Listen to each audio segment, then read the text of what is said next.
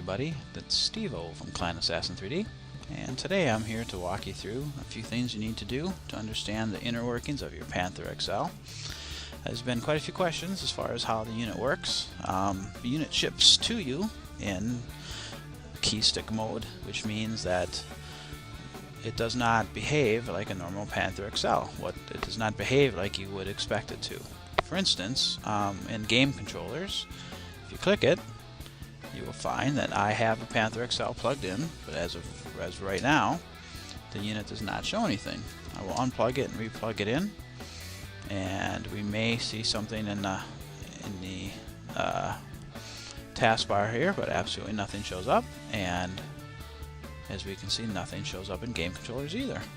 However, if we were to go and run Notepad,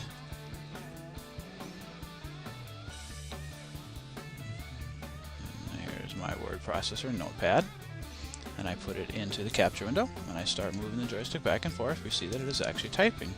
The reason for this is that the Panther XL USB 3, as you get it, as you take it out of the box, is in keystick mode. Therefore, you could start a game and start playing a game instantly without having to do anything.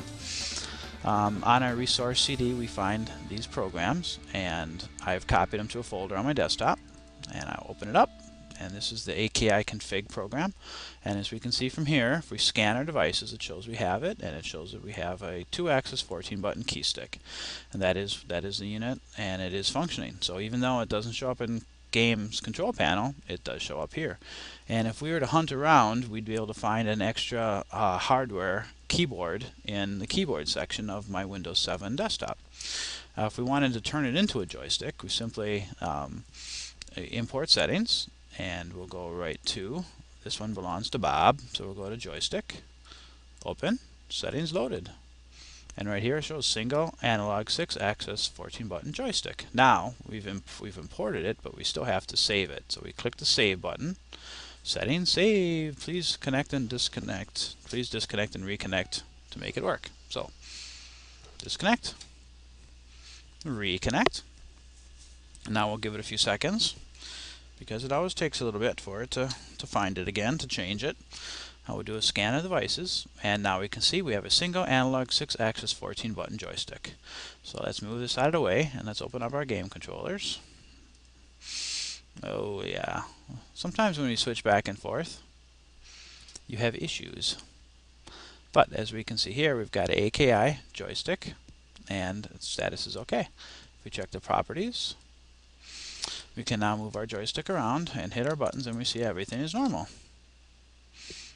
Click OK, click OK.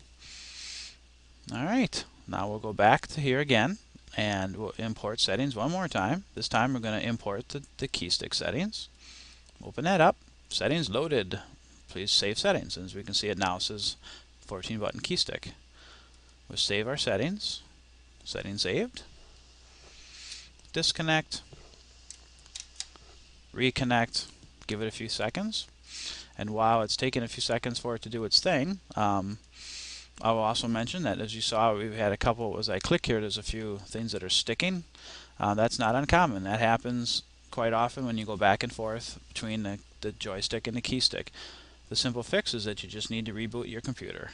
This only happens in Windows 32-bit. It does not happen in Windows 64-bit, and it's believed that the problem is in Windows 32-bit and not in Windows 64. The drivers we use are Microsoft code, so if Microsoft messed it up someplace, and it's only messed up in 32 and not 64, so that leads us to believe that we did it right. That's about all I have for you today. Thanks much.